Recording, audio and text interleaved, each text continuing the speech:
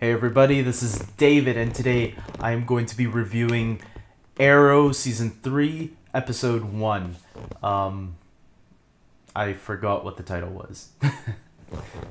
Okay, so first let's begin with this opening. This opening to this episode was freaking awesome. It was badass. It was a great way to start the new season with this great action sequence that was going on. Seeing Roy in battle also with Oliver, that was really cool. I thought Roy's suit looks really cool. Colton Hayes, who plays Roy Harper, or the Red Arrow now, or Speedy, or whatever they're going to be calling him, he was really badass in this episode. I thought he was really cool. I know there's some people out there that are not too fond of the Roy character, but I never had a problem with the Roy character. I actually thought he was pretty good. And this episode, I probably thought he was the best used so far, and I can't wait to see what else they're going to do with his character. Felicity, Diggle, they're all back, the Holy Trinity, now with Roy too added into the mix. I loved what was going on with Felicity and Oliver. I love that chemistry between those two actors. I think both of them did a really great job, especially on their date scene. It was so awkward but funny at the same time. Their chemistry together really works. Diggle, I'm glad they're doing this storyline with him. There was that great moment where Diggle had an outburst on Oliver for a while, but then they forgave each other, and it was really cool. I'm glad they didn't play up the drama more for this season, but then again, the season's just getting started, so we have to wait and see where they're taking all these relationships. But so far, everything in this first episode with all the characters, I'm really happy with. Even Laurel, I thought, last season, in the beginning of last season, I wasn't impressed with Laurel. I actually, not hated, but I was disliking Laurel a lot. Actually, no, I did call her a bitch a couple of times last season.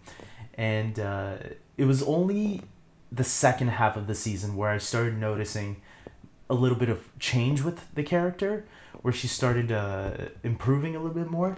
And already I'm still loving her from where she left off last season. I think there's something different about this season. It's something I noticed through the first two seasons was that I think the writers are aware what works and what doesn't work. And I think when they realize something's not working, they fix it.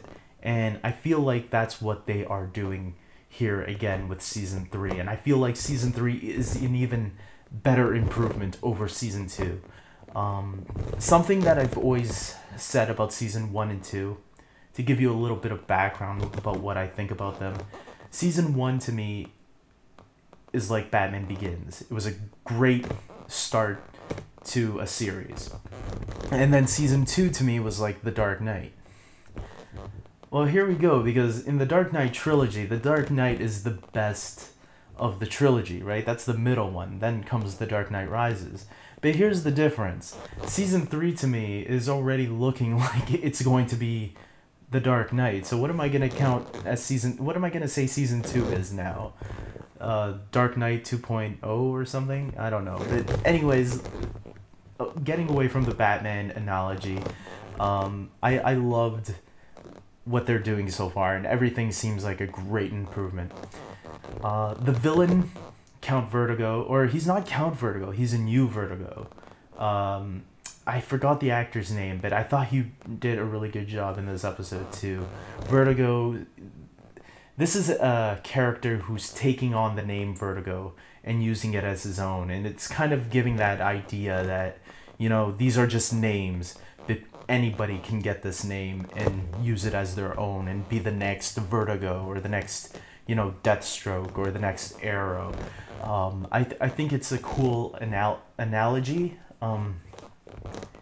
Doing it that way, it's like you're not the one that's invincible. The name is invincible, and anybody can take up that name.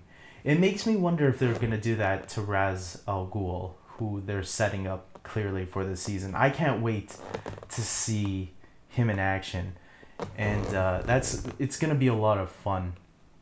One of the big surprising moments in this episode for me was Black Canary, Sarah.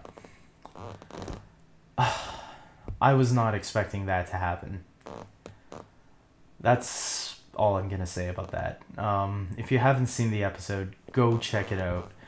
But what happens in the episode, you're probably already knowing what I'm thinking. But anyways, go check it out. It's like it's a shocking moment. I did not expect that to happen, and the look on my face was literally like, what? Seriously? No, they end it like that too, and oh man, we have to wait a whole week to see what's gonna happen next, and it's amazing, guys. This show is freaking awesome to me. It's probably my favorite premiere so far this fall. I've already seen the Flash pilot. I've seen Gotham's pilot. I've seen Agents of S.H.I.E.L.'s pilot. Once Upon a Time. I haven't seen Supernatural's pilot yet. And so, not counting that one, I think Arrow has the best pilot so far out of all these shows that I've just mentioned. And obviously, if you watch the episode, you know why. I even love Barry's cameo in the episode, linking it back to the Flash's premiere, which was a really nice little Easter egg, showing that both of these episodes are going on at the exact same time.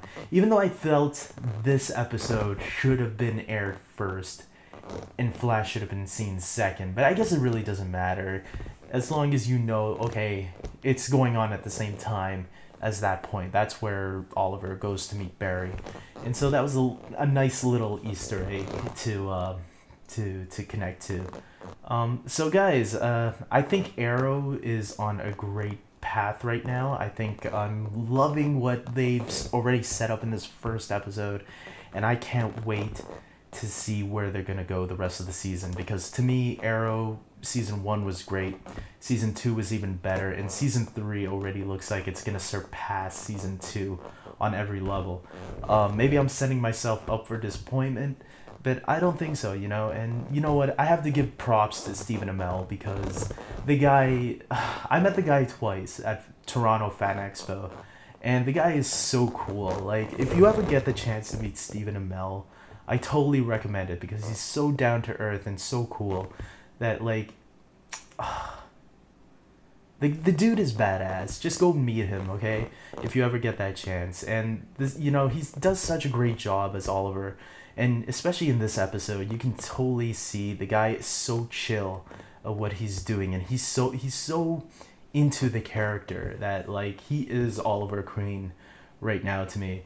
And that's strong words for me to say, because I was a huge fan of Smallville, and I really like what they did with the Green Arrow character in that show.